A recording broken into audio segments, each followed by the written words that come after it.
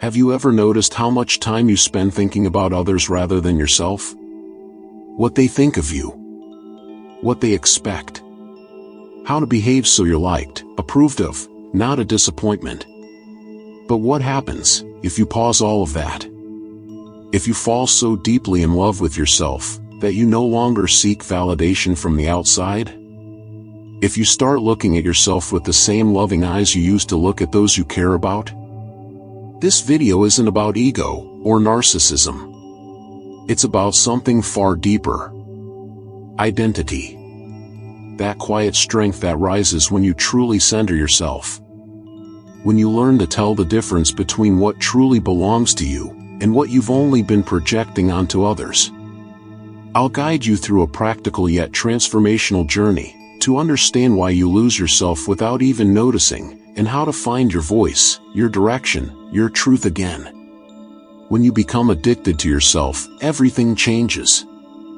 Your relationships shift. The way you see yourself in the mirror shifts. Even the world starts to respond differently. Get ready, because if you stay with me until the end, you might never go back to who you were. The thing is, you often don't even realize it. You don't wake up one morning thinking, today I'll lose myself to please others.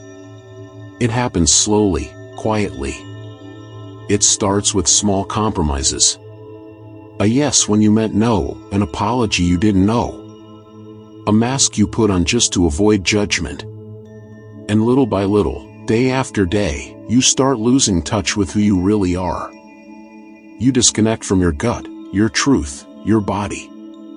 You get used to looking for answers outside, in what others think, in what you do to feel worthy, in relationships where you give too much and receive too little. You adapt. You shrink. You place yourself last. And meanwhile, you project.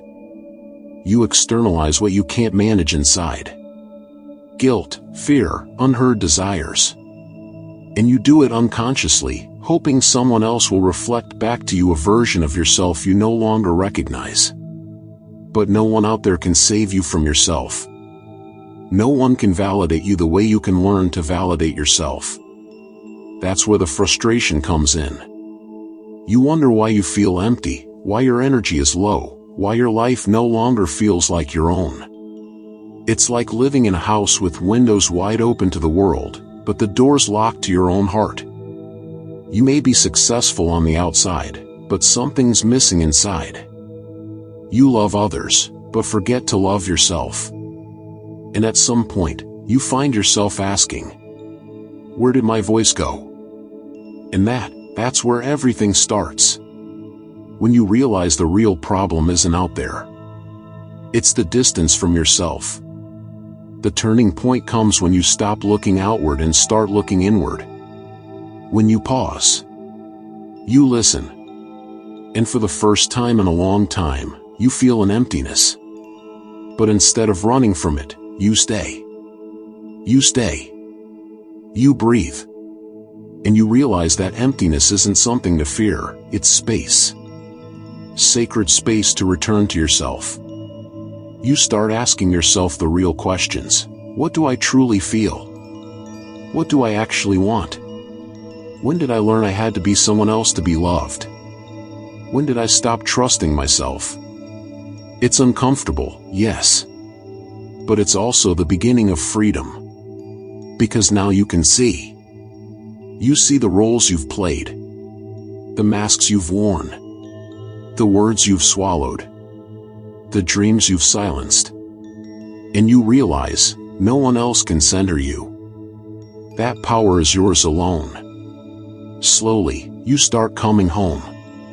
Not to a physical place, but to something deeper, to yourself. You find that inner grounding no external validation can offer. A stability that doesn't break when others don't understand you. A rootedness that doesn't depend on likes, achievements, or approval. Being centered doesn't mean always feeling strong. It means knowing where to return when everything outside falls apart. It's that quiet voice inside that says, I'm here. I'm alive.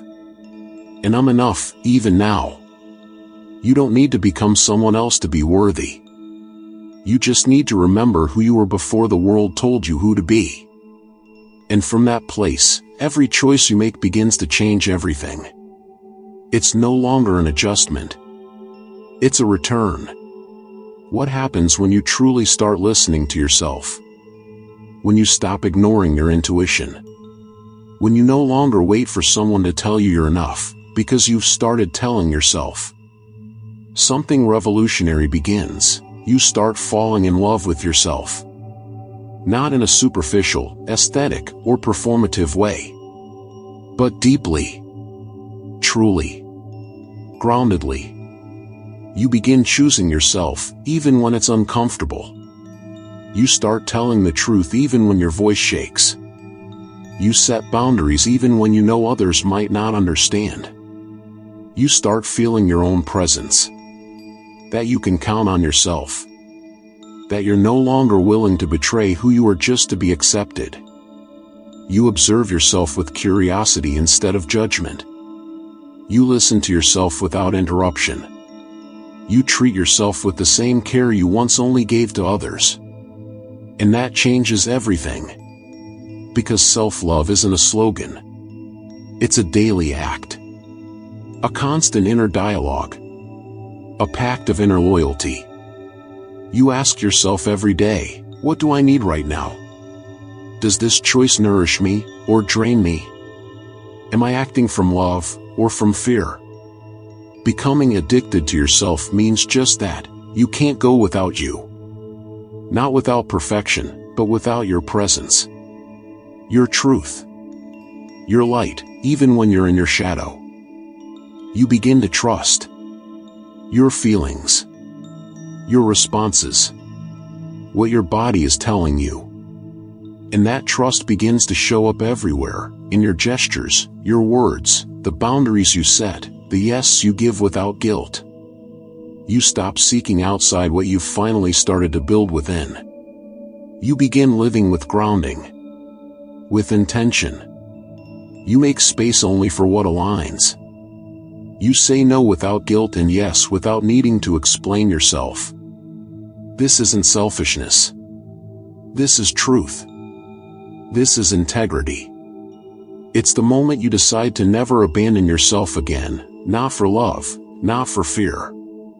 And the more you choose yourself, the more you rediscover yourself. And the more your life begins to change. It's a return. But it's also a revolution. When you truly start choosing yourself, the world begins to respond differently. Not because everything becomes perfect, but because you change the way you relate to what's happening around you. Relationships begin to shift. Those built on needs start to dissolve. The ones rooted in authenticity grow stronger. And in between, you make room for new connections, more honest, lighter, healthier. Connections where you don't have to prove anything. Where you can breathe. Where you can just be. Your work life changes too. You no longer chase validation that drains you, but expression that fulfills you. You start looking for meaning, not just success. You begin saying no to what doesn't represent you, and yes to what speaks to your soul. Your relationship with your body transforms. You stop looking at it with judgment and start seeing it with respect. You don't force it to fit an image anymore. You listen. You care. You inhabit it with gratitude.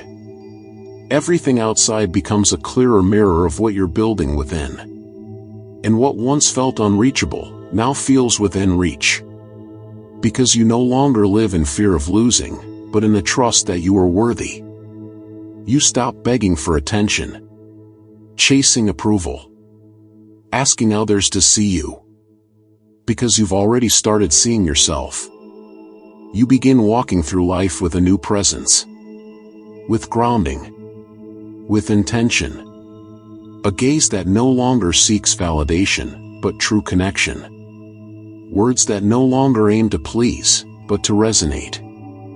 And you don't need to shout. You only need to show up. Fully. As you are. in your truth. That's where the real magic happens. The outside world begins to shift the moment you stop chasing it and start coming home to yourself. In the end, it's not about becoming someone else. It's about remembering who you were even before you forgot yourself. Rediscovering that authentic, alive, courageous part of you, the one you might have just set aside to survive. When you come back to your center, you don't lose anything. You reclaim. You reclaim your voice, your strength, your ability to feel. You reclaim the woman you were before, trying to be right, perfect, acceptable. Becoming addicted to yourself isn't just a motivational idea. It's a radical act of freedom, of love, of presence. It's choosing not to abandon yourself again, to stay, to show up, even on the hard days, even when it's messy. And do you want to know the secret? The more you choose yourself, the more life chooses you. The more you love yourself, the more the world mirrors that love back to you. It's not magic. It's alignment. It's truth reflected outward, because it was born within. And it all begins with one decision, to start seeing yourself with new eyes. If this video touched your heart, share it with a woman who needs to hear this today. And if you want to continue this journey together, subscribe to the channel and leave a like. It's the best way to grow this energy. Remember, you are your home. And from there, everything can change.